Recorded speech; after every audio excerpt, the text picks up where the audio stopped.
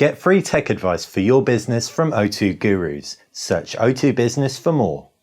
Hey guys, welcome to BTech. It's Basil here with the Samsung Galaxy Note Edge and a iPhone 6 Plus. These are the two most expensive, most massive phones on the block. So if you want to spend a pretty penny this Christmas and really treat yourself, then you will definitely want to consider these two. The iPhone 6 Plus is going to cost you the best part of $1,000 if you get the 64 or 128 gig version, and the 32 or 64 gig version of the Edge will do exactly the same. How do they stack up against each other? Well, looks-wise, they look very different. We've got the black version and the white version, so immediately there's that, but both are available in white and both are available in black, as well as some other colors too. As for the actual screens, you've got 5.5 inches on the iPhone versus 5.6 inches on the Note Edge. Obviously what gives the Note Edge its name is that curved display. This bar on the side can be used for a fair few things. Our favorite use of the bar is as a night clock. When you have all the lights off, you can see the very, very low lit night clock on the right hand side, and a double swipe left and right will actually brighten it up, and you can see it in good light too. A really nice touch and actually useful, which is more than we're expecting from a curved screen device.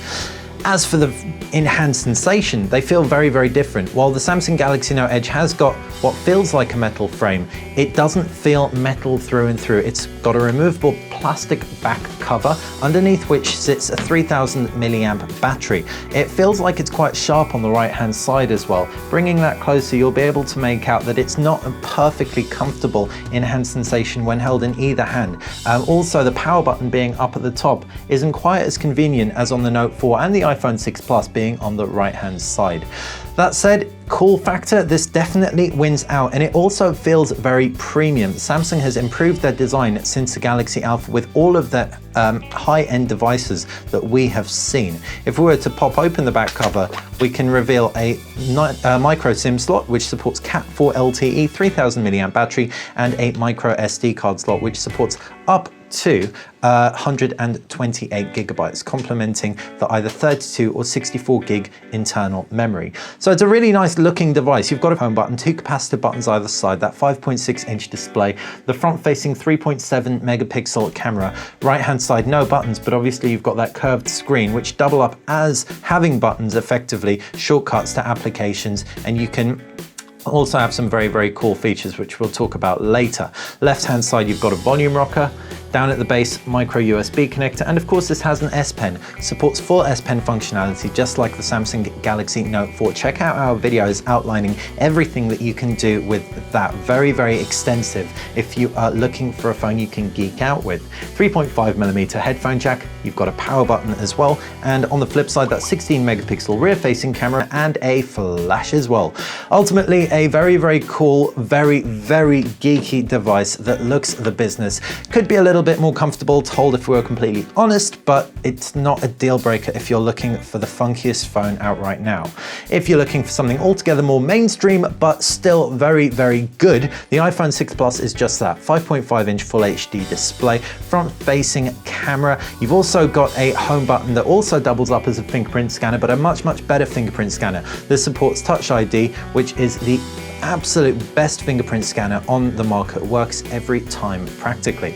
Right hand side you've got that power button. You've also got a nano SIM card slot. Down at the base is a lightning connector, a speaker which is pretty terrible, just like that on the Note 4, insofar as it's very, very easy to cover up, although it does produce decent sound. You've also got 3.5mm jack. Left hand side you've got a toggle and a volume control, and up at the top no buttons at all. On the flip side you have that rear facing 8 megapixel camera with a true tone LED flash that's one warm, one cool, so that you can take really great shots with good white balance. Ultimately, the iPhone 6 Plus feels premium. It's slim at 7.1mm versus 8.3mm, around the same weight, 172 grams versus 174 grams. But the screens are really going to be where everything is a little bit different. The screen technologies for starters are different. You've got IPS versus AMOLED. So that means that IPS is generally, and in this case it's true, have purer whites across wider viewing angles. You also have very, very decent levels of color reproduction. They're not as punchy, generally speaking, as AMOLEDs, and indeed that's the case. You can see the Samsung Galaxy Note Edge just pops beautifully. AMOLEDs don't tend to be quite as realistic. Samsung has improved the performance of the screen's color accuracy on the Note 4 and the Note Edge, and it does look very, very good. We haven't got it set to max brightness. You can see if we ramp it right up, both of these can blind the camera beautifully, but we'll stick them down a little bit just so that you can see exactly what is going on. Jumping back to the main menu and bringing closer into frame, it really is a pixel density that's going to differ the most between these two, aside from the core screen tech. Full HD means you've got a PPI, or pixels per inch, of 400. That's versus 525. Now, practically speaking, you probably won't notice it unless you're really looking through a microscope or something like that, because 400 PPI is very, very sharp. Reading on both will be great, as will enjoying pictures and videos. You might enjoy the pictures and videos a little bit more with the poppy colors of an AMOLED display, and indeed reading a little bit more with that extra brightness. One thing we will say, the Samsung Galaxy Note Edge does go less bright, so for nighttime reading it might edge ahead. Still, like we said, white balance across angles is beautiful on the iPhone 6 Plus. Inside you've got Android versus iOS. It's iOS 8 versus Android 4.4, though we will be expecting an upgrade to the next version of Android. Android is coated heavily with Samsung's TouchWiz. This obviously supports the S Pen very extensively with things like Air Command, Action Memo, etc. So these are things, like we said, we covered in our hands-on video, but the user interface is skinned heavily too. Pinching out, you can see very, very simply right there, you've got an overview of your home screens. You also have something called My Magazine, or Flipboard Briefing even. It used to be called My Magazine. We can switch this back on to illustrate exactly what it is, and we can scroll to the left-hand side.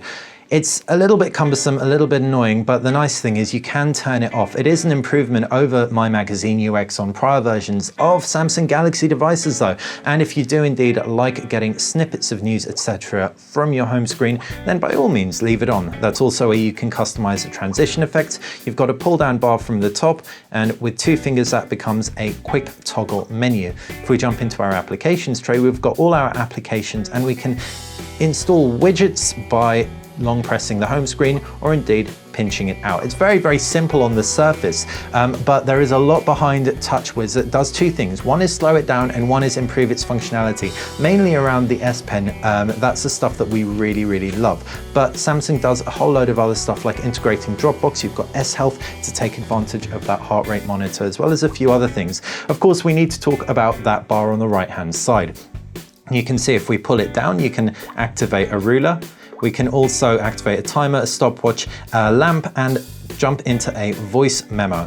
What you can also do if we swipe up is we can access our settings, and we can manage this panel on the right. We can have a picture on it, we can have text on it, we can control the functionality as a night clock, and we can even have it so that when we flip the device upside down, the whole thing reorients so that you can use it left-handed. And if we swipe up, you can bring home all the capacitive buttons that would be at the top. So perfect for left-hand, well, not quite perfect, but usable for left-handed use. Ultimately, what Samsung does is both good and bad, as per usual when it comes to TouchWiz. So in this case, with the Samsung Galaxy Note 4, there is more good than bad, and indeed the Note Edge. If we take a look at the iPhone 6 Plus, we can whack it open, get Touch ID working, and you can see you've got applications. What you also have is notifications, and you have your Today, which will give you kind of widgets, but the applications will integrate notifications that you need to see. You can also customize what actually displays in that pull down bar, like so. If we jump out of that, you can also see if we swipe down, we can access our spotlight search, and we can double tap the home screen to bring the home button to bring everything down so that you can use it one-handed in spite of the large display. What you can also do is double tap in order to pull up multitasking, and that is really the crux of iOS 8. Pull up from the bottom, one thing we didn't mention, to access our quick toggles, as well as brightness and volume control, and media playback, and key applications as well. Ultimately, iOS 8 is great. other iPhone experience has been much improved, and on this big screen it really doesn't get much better. As far as the cameras go, both of these are best in class. They both have optical image stabilization, 8 megapixels versus 16 megapixels. We'd say the flash is more color accurate on the iPhone 6 Plus, though the iPhone 6 Plus doesn't record 4K video, for example, and the OIS isn't as aggressive and it isn't performing in video. So for low light situations, we'd probably say they are both pretty much on par for photos, but for videos, we definitely prefer the Samsung Galaxy Note Edge every single time. What's nice is that Apple has opened up the camera API, so you can now install manual camera applications for your iPhone. The front-facing cameras are also both very good, 3.7 megapixels versus 1.2 megapixels, but don't let that fool you. The iPhone's front-facing camera performs very well and performs very well in low light. As far as other multimedia highlights go, video looks great on both of them. The screen's a little bit weird to watch video on because the controls are in the bar up top when you're watching them on the Samsung Galaxy Note Edge. We can pop open the camera and open up a video that we recorded, and you can see exactly what we mean. In the video player, all the controls are at the top as opposed to being overlaid on the screen. And you can jump through. This is nice because it doesn't actually kill the video itself or overlay anything over the video, and then that'll disappear when you tap out of it. But it is a bit awkward and does take some getting used to, and you do have to reach to the top of the display, like we said, which is a bit awkward. The iPhone is really good for video playback. Like we said, video, you probably won't notice a resolution difference. And of course, if you are recording 4K, then the Samsung Galaxy Note Edge will take advantage of that, more so with a screen playing back in 2K by contrast to Full HD. The A8 chipset can record 4K in terms of the hardware capabilities, but iOS doesn't support it just yet. As far as other multimedia highlights go, the gaming performance across both is brilliant. The A8 chipset may only be dual core, may only be 1.4 gigahertz, and may only be paired with 1 gig of RAM, but Apple's worked their magic. The Metal engine plays back games beautifully, and we really have no issues whatsoever, even with titles that generally challenge most Androids out there, like Modern Combat 5. They play back absolutely brilliantly. We'd expect the kind of performance that we see on here from real top-end Android phones, just like the Samsung Galaxy Note Edge with its quad-core Qualcomm Snapdragon 805 processor. Has 3 gig of RAM, and it's clocked at 2.7 gigahertz, so mightily impressive stuff. As far as the battery capacities go, it's 3,200 versus 3,000 versus 2,915. The Note Edge has a slightly smaller capacity than its Note 4 counterpart, and we're guessing that may have something to do with the screen, A, either being slightly smaller, or B, just the ergonomics of fitting that battery in. Still, doesn't make much difference. In real world use, both of these devices have great battery life, will easily last a full day with moderate use. If you're a heavy power user and use the screen a lot, then you can expect that time to go down, but generally we wouldn't expect any less than a day out of either. As far as memory goes, like we said, 32 gig on the Samsung Galaxy Note Edge. This iPhone 6 Plus is in 64 or 128 gigabyte variants. We'd never recommend the 16 gigabyte variant because you will fill that up in no time flat, and you'll likely have this phone on a 2-year contract and love to enjoy media on it given that gorgeous large display.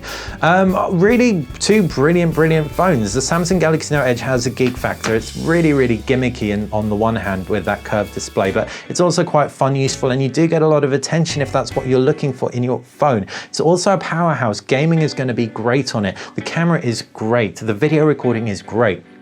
It really just performs in every single area. It's not even awkward for gaming, although we wouldn't have minded seeing interesting ways that controls up top could be incorporated in games. You can also obviously have weird, very minimalistic games in the bar on the right hand side, like this memory match application. But we wouldn't get it for the curved display. And indeed, if you are thinking about getting one but just can't afford it, the Galaxy Note 4 is every bit as good. In fact, better in many ways, especially in hand sensation. As for the iPhone 6 Plus, it doesn't get much better than this in the iOS camp. Battery life's great, that big screen shows off everything beautifully, and performance is stellar. We're really impressed generally with where Apple and Samsung Samsung have come, both in terms of the build, the displays, and general hardware, as well as the software inside. While neither are perfect, two are pretty much as close to perfect as you can get these days. Hopefully you've enjoyed our comparison. If you've got any questions about either phone, fire them in the comments section below. If you like BTech in general, click that like button and subscribe. Thanks for watching.